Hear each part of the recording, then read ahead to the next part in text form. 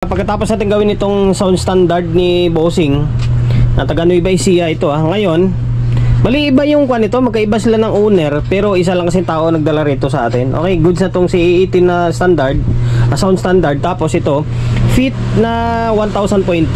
Okay, buo ang channel 2, yung channel 1 sira, napuputok ng fuse. Okay, kaya tinanggal ko na agad yung takip, although isang tornilyo lang din naman ang nakakabit dito.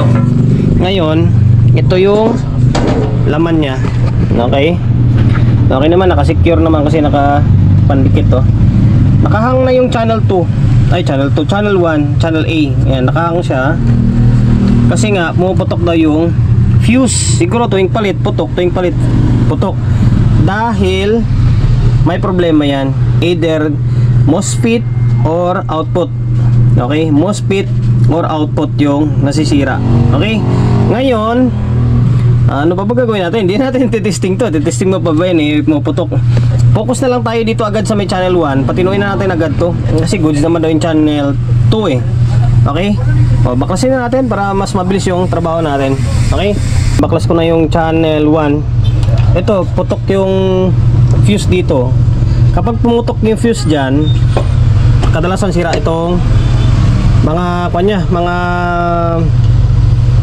pinalitan na pala yung MOSFET, napalitan na pala ito ay RF250. Ang nakalagay dito na MOSFET, yung stock nito na kuskus 59N30 yun, 59N30. 250N medyo mababa yung amperahe ng 250N although pwede naman, kung wala na pwede naman yung 260 sana pwede yun. Ito medyo mababa na konti, ito 50N. Okay, pero 59N30 yun. Ngayon gagawin natin dito ay mag-check tayo. Pag pa rin to, sira pa rin mga MOSFET nito pag ganito. Okay, MOSFET or output. Maluwag ito, hindi mo lang naigpitan o nahinang na maigi.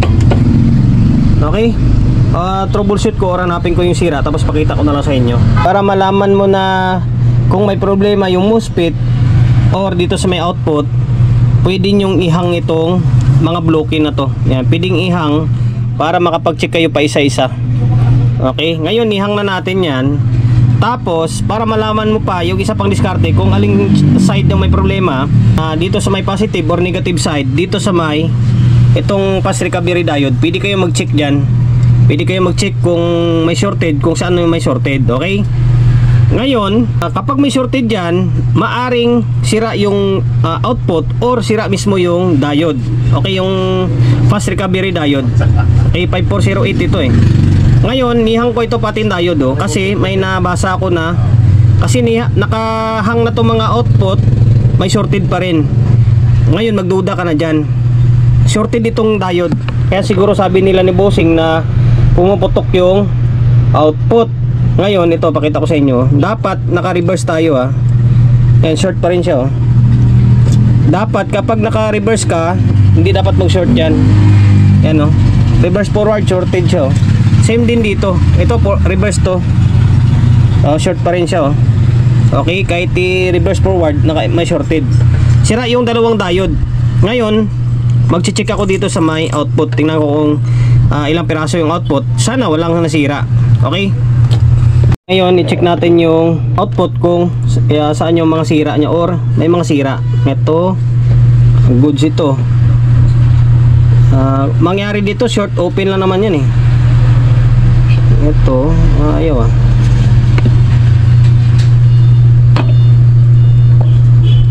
Ito parang open yata to dito.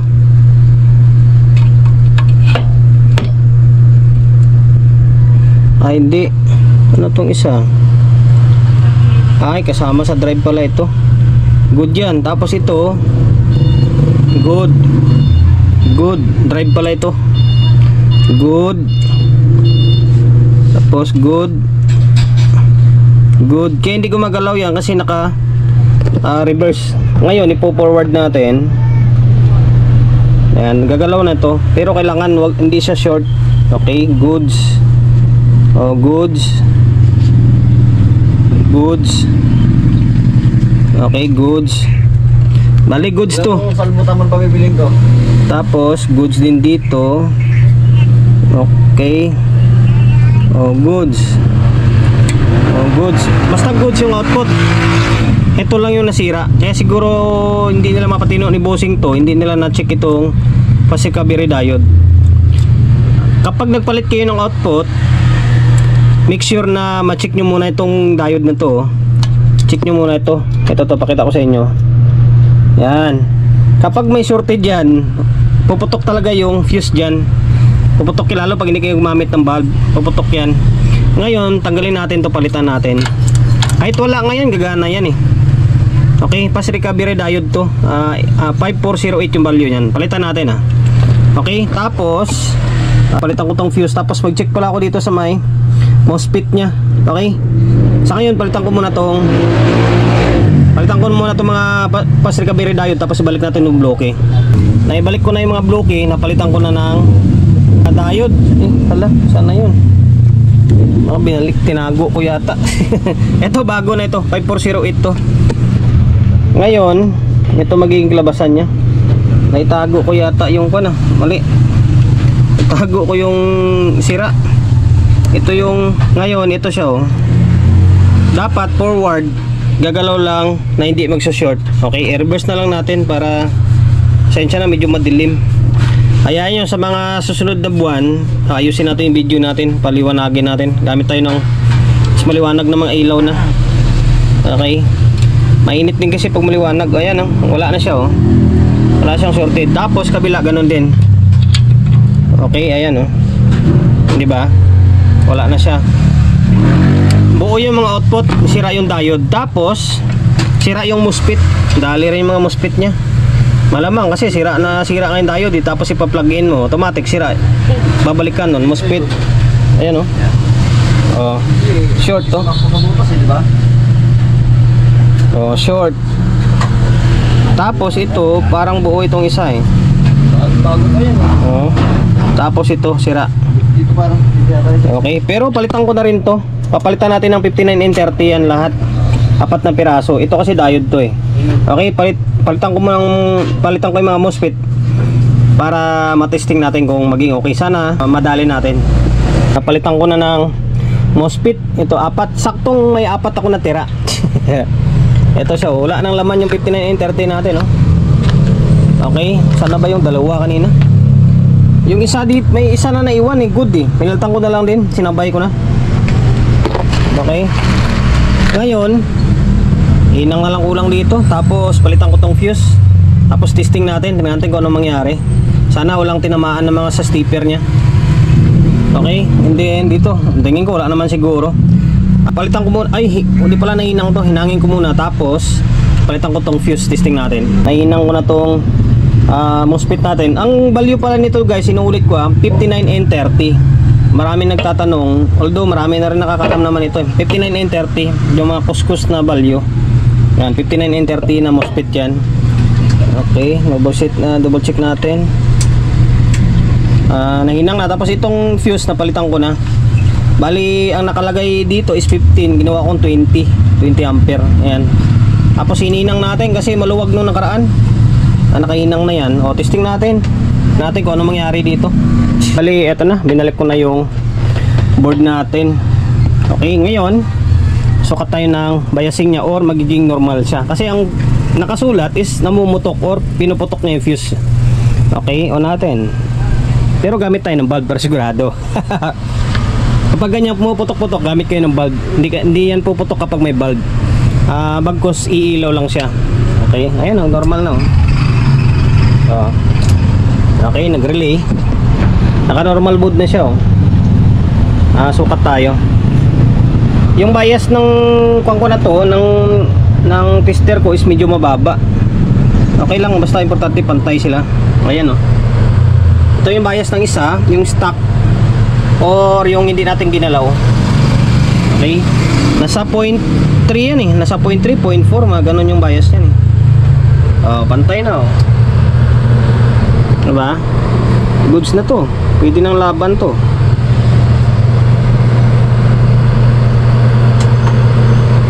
Okay, ngayon lagyan natin ng speaker to. Kaya siguro hindi mapatino nila bossing yun. Hindi nila mapatino siguro kahit anong palit nila ng MOSFET man dyan. Kasi nga sira yung diode dito, yung fast recovery diode sira. Kaya pinuputok niya yung MOSFET. Okay? Pinalitan natin, 4 na piraso na. Okay, maglalagay ako ng speaker Lagyan natin ng speaker. Okay, huwag natin putulin yung video. Huwag na natin putulin. Tapos yun lang, mahirap i-shoot. Ayan yung susunod, magawa natin ng roller itong pwesto natin para paikot-ikutin na lang natin siya. Okay, yung gitna niyan is naka pang bridge. Okay, audio input naman naka stereo naman siguro to Mag-shoot ka. Ngayon na mag-shoot Mag-shoot ka kasi. Ba't wala ng butas to? Teka lang. Okay, nag-shoot. Itong isa.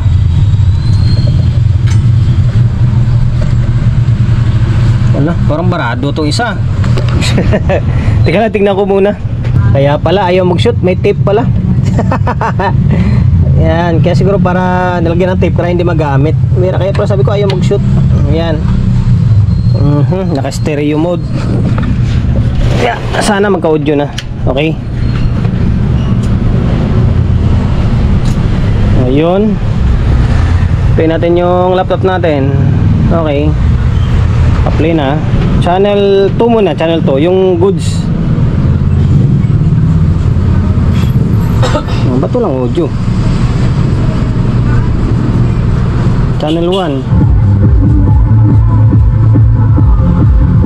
Channel 1 yung magana. Ba't yung channel 2 wala? Sabi goods. Natin, ayusin natin. Baka kailan nakasalpak na maayos. Oh, walang audio dito. Diba? Natin yung cellphone natin, yung audio input natin. Wala. Yung channel 1 may audio na. Yung ni-repair natin. Pagpalitin natin yung input natin. Okay. Oh, wala talaga siyang audio. Yung channel 1 na ni-repair natin, meron na. Oh.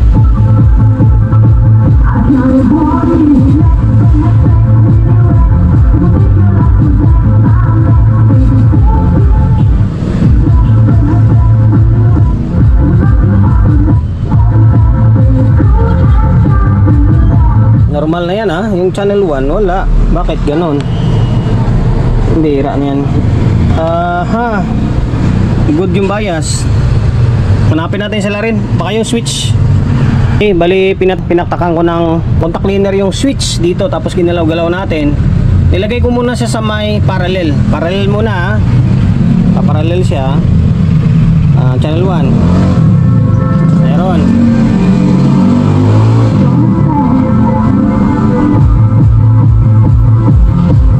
Okay, good siya. Channel 2. Meron din. Okay, good yung channel 1, channel 2. Ngayon, switch natin ng stereo. Yan, naka-stereo sa baba. Sana magkaroon. Okay, okay na. Yun lang, sa switch lang.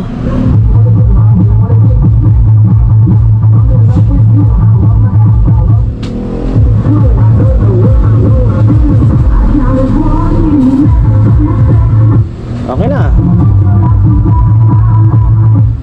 Ngayon, ang kulang na lang dito ay ito, lilinisan natin kasi puro na siya agyo, hindi malikabok. Yun na lang kulang, linisan na lang natin to. Tapos yung mga switch dyan, galaw-galawin lang natin, babalik sa normal yan. Okay, yun lang ang nagiging problema. Dito sumakit siguro yung ulo nila ni Bossing dahil yun nga, yung itong N5408 yan, 5408 ang code ng ano tawag yan, yung fast recovery diode. Okay, ang dalawa na yan. Kasi kahit anong palit mo ng fuse dyan, puputok at puputok yan. Lalo yung MOSFET, tatamaan niya. Tapos hindi pa gumamit ng bulb, dali yan, diba? Kahit paulit-ulit hanggang sa masira lang ulit yung mga pyesa. Kasi nga, masira ito, diba? Okay, hanggang dito na lang. Sana nakapagbigay ideya ako sa ganitong video natin kung paano mag-troubleshoot ng ganitong klaseng unit. Fit na 1000.2 galing Nueva Ecija to. Bali kompleto na. Nagawa na natin yung sound standard na CE18. Fit na 1000. Okay na. Waiting na lang to sa pag-pick up ulit niya ni Bossing. Okay, hanggang dito na lang.